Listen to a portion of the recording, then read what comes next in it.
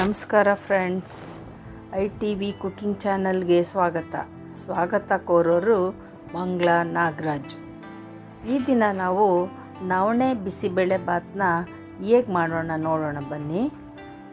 ಅದಕ್ಕೆ ಬೇಕಾದಂತಹ ಸಾಮಗ್ರಿಗಳು: ತೊಗರಿಬೇಳೆ 1 ಕಪ್ಪು, ನವಣೆ 1 ಕಪ್ಪು. ಈ ನವಣೆನ ಚೆನ್ನಾಗಿ ತೊಳೆದು ರಾತ್ರಿ ನೀರಲ್ಲಿ ನೆನೆ ಹಾಕಬೇಕು. ಒಂದು ರಾತ್ರಿ ನೆನೆಬೇಕು. ನೀರಲ್ಲಿ ನೆನೆದಾಗ ಚೆನ್ನಾಗಿ ಬೇಯುತ್ತೆ, ಇಲ್ಲ ಅಂದರೆ ಅದು ಬೇಯಲ್ಲ. ಗಟ್ಟಿ ಇರೋದ್ರಿಂದ ಅದನ್ನ ನೆನೆ ಹಾಕಿ ಮಾಡಿದ್ರೆ ತುಂಬ ಚೆನ್ನಾಗಿರುತ್ತೆ, ಆ ರಸನೂ ಬಿಡುತ್ತೆ. ಮೊದಲಿಗೆ ತೊಗರಿಬೇಳೆನ ಒಂದು ಕುಕ್ಕರ್ಗೆ ಹಾಕೋತಾ ಇದ್ದೀನಿ. ಅದಾದ ನಂತರ ನಾವು ನೆನೆ ಹಾಕಿಟ್ಟಿರುವಂತಹ ನವಣೆ ಅದನ್ನು ಕೂಡ ಅದ್ರ ನೀರು ಸಮೇತ ಹಾಕೋತಾ ಇದ್ದೀನಿ. ಏಕೆಂದರೆ ಅದನ್ನ ರಾತ್ರಿನೇ ತೊಳೆದು ಹೊಸ ನೀರು ಹಾಕಿಟ್ಟಿದ್ದೆ, ಅದರ ರಸ ಕೂಡ ಅದರಲ್ಲಿರುತ್ತೆ, ಅದರಿಂದ ನೀರನ್ನ ಚೆಲ್ಲಬೇಡಿ, ಅದನ್ನು ಹಾಕ್ಕೊಳ್ಳಿ. ಈಗ ತರಕಾರಿ ಹಾಕೋತಾ ಇದ್ದೀನಿ: ಕ್ಯಾರೆಟು, ಬೀನಿಸು, ಗೆಡ್ಡೆಕೋಸು. ಅದೇ ರೀತಿ 1 ಕಪ್ಪು ಅವರೆಕಾಳು,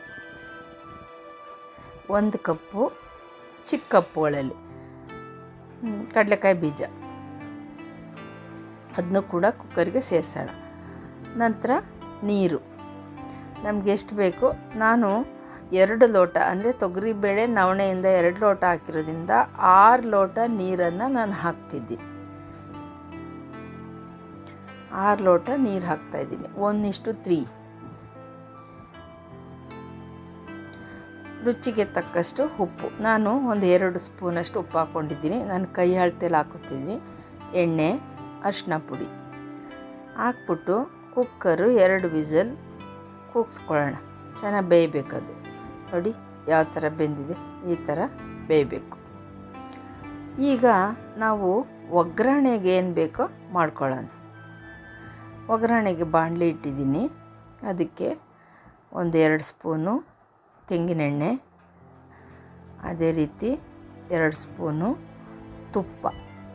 ಇದು ನಾವು ಮನೆಯಲ್ಲೇ ಮಾಡಿರೋವಂತಹ ತುಪ್ಪ, ಊರಿಂದ ಬೆಣ್ಣೆ ತರಿಸಿ ಮಾಡ್ಕೊಂಡಿರೋದು. ತುಪ್ಪ ಮತ್ತು ಎಣ್ಣೆ ಬಿಸಿ ಆಗಬೇಕು. ಬಿಸಿ ಆದ ನಂತರ ನಾವೇನು ಮಾಡಬೇಕು, ಅದಕ್ಕೆ ಸಾಸಿವೆನ ಹಾಕಬೇಕು. ಅದಕ್ಕೂ ಮೊದಲು ಹುಣಸೆ ಹುಳಿ, 1 ನಿಂಬೆಹಣ್ಣು ಗಾತ್ರ ಹುಣಸೆ ಹುಳಿನ ಹಿಂಡಿ ರಸ ಇಟ್ಕೊಂಡಿದ್ದೀನಿ. ಆ ರಸಕ್ಕೆ 4 ಟೇಬಲ್ ಸ್ಪೂನು ಬಿಸಿಬೇಳೆ ಬಾತ್ ಪೌಡ್ರನ್ನ ಕಲಸಿಟ್ಕೋತಾ ಇದ್ದೀನಿ. ಇದಕ್ಕೆ ವಾಂಗಿಬಾತ್ ಪೌಡ್ರು ಹಾಕಿದ್ರೂ ಚೆನ್ನಾಗಿರುತ್ತೆ, ಬಟ್ ಬಿಸಿಬೇಳೆ ಬಾತ್ ಪೌಡ್ರನ್ನೇ ನಾನು ಕಲಸಿಟ್ಕೋತಾ ಇದ್ದೀನಿ, ಗಂಟಿಲ್ಲದೆ ಇರೋ ರೀತಿ. ನೆಕ್ಸ್ಟು ಸಾಸಿವೆ ಹಾಕ್ತಾಯಿದ್ದೀನಿ. ಎಣ್ಣೆ ತುಪ್ಪ ಕಾದೈತೆ, ಸಾಸಿವೆ ಹಾಕ್ತಾಯಿದ್ದೀನಿ. ಸಾಸಿವೆ ಸಿಡಿದ ನಂತರ ನಾವೇನು ಮಾಡಬೇಕು, ಕರಿಬೇವನ್ನ ಹಾಕ್ಕೋಬೇಕು. ಒಂದಿಷ್ಟು ಕರಿಬೇವನ್ನ ರೆಡಿ ಇಟ್ಕೊಂಡು ಕರಿಬೇವನ್ನ ಹಾಕ್ಕೋಬೇಕು. ಈಗ ಕರಿಬೇವು ಹಾಕ್ಕೋತಿದ್ದೀನಿ.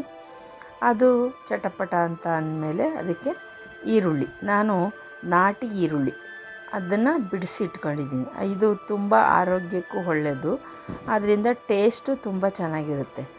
ಅದು ನಾಟಿ ಈರುಳ್ಳಿನ ನಾನು ಹಾಕ್ತಾಯಿದ್ದೀನಿ. ಸ್ವಲ್ಪ ಇಂಗು, ಅದು ಫ್ರೈ ಆಗಬೇಕು. ಈರುಳ್ಳಿನೂ ಫ್ರೈ ಆಗಬೇಕು. ಒಂದು 5 ನಿಮಿಷ ಫ್ರೈ ಮಾಡಿ ಚೆನ್ನಾಗಿ.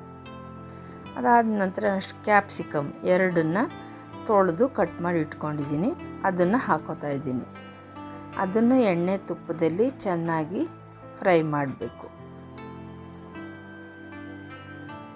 ನೋಡಿ ಈ ಥರ ಚೆನ್ನಾಗಿ ಫ್ರೈ ಮಾಡಬೇಕು. ಮಾಡ್ತಾ ಇದ್ದೀನಿ.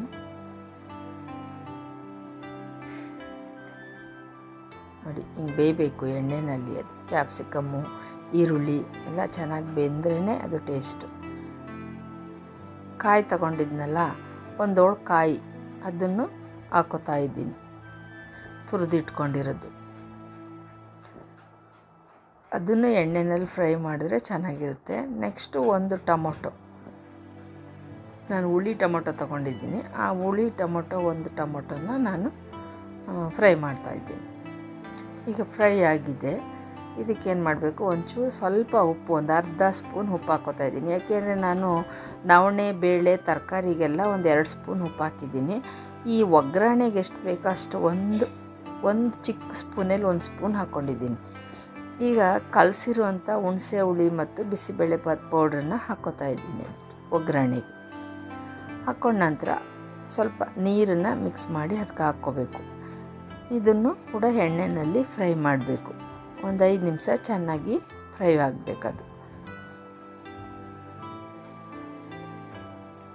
ಫ್ರೈ ಆಗ್ತಾ ಇದೆ. ಅದೇ ರೀತಿ ನೋಡಿ ಚೆನ್ನಾಗಿ ಫ್ರೈ ಆಗಬೇಕು. ಈ ಥರ ಕಲರ್ ನೋಡಿ ಎಷ್ಟು ಚೆನ್ನಾಗಿದೆ. ಈಗ ಈ ಫ್ರೈ ಅದನ್ನು ನಾವೇನು ಮಾಡಬೇಕು, ಈ ಬೆಂದಿರೋ ಅಂತಹ ನವಣೆ ಮತ್ತು ಬೇಳೆಗೆ ಹಾಕ್ಕೋಬೇಕು. ಈ ಬಾಣಲಿಗೂ ಸ್ವಲ್ಪ ನೀರು ಹಾಕಿ ಅದನ್ನು ಮಿಕ್ಸ್ ಮಾಡಿ ಆ ನೀರನ್ನು ಕೂಡ ಅದಕ್ಕೆ ಸೇರಿಸ್ಕೊಳ್ಳೋಣ. ನೋಡಿ ಆ ಥರ. ಈಗ ಎಲ್ಲ ಮಿಕ್ಸ್ ಮಾಡೋಣ. ನವಣೆ, ಬೇಳೆ, ತರಕಾರಿ ಮತ್ತು ಒಗ್ಗರಣೆ ಮಾಡ್ಕೊಂಡಿದ್ದಂಥ ಪುಡಿ, ಈರುಳ್ಳಿ ಎಲ್ಲವನ್ನು ನಾವು ಮಿಕ್ಸ್ ಮಾಡ್ಕೋಬೇಕು ಚೆನ್ನಾಗಿ.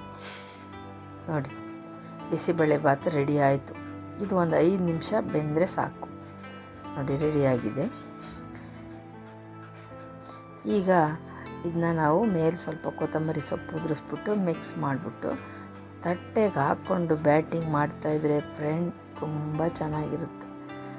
ನೋಡಿ ನಾನು ಟೇಸ್ಟ್ ನೋಡಲಿಕ್ಕೆ ಅಲ್ಲೇ ತಟ್ಟೆಗೆ ಹಾಕ್ಕೊಳ್ತಾ ಇದ್ದೀನಿ. ನೀವು ನಿಮ್ಮ ಮನೆಯಲ್ಲಿ ಮಾಡಿ ಟೇಸ್ಟ್ ನೋಡಿ ನನಗೆ ಕಮೆಂಟ್ ಮಾಡಿ ಮತ್ತು ಸಬ್ಸ್ಕ್ರೈಬ್ ಆಗಿ, ಶೇರ್ ಮಾಡಿ, ಲೈಕ್ ಮಾಡಿ, ಬೆಲ್ ಬಟನ್ನ ಕ್ಲಿಕ್ ಮಾಡಿ. Thank you. ಬಿಸಿಬೇಳೆಭಾತ್ ರೆಡಿ.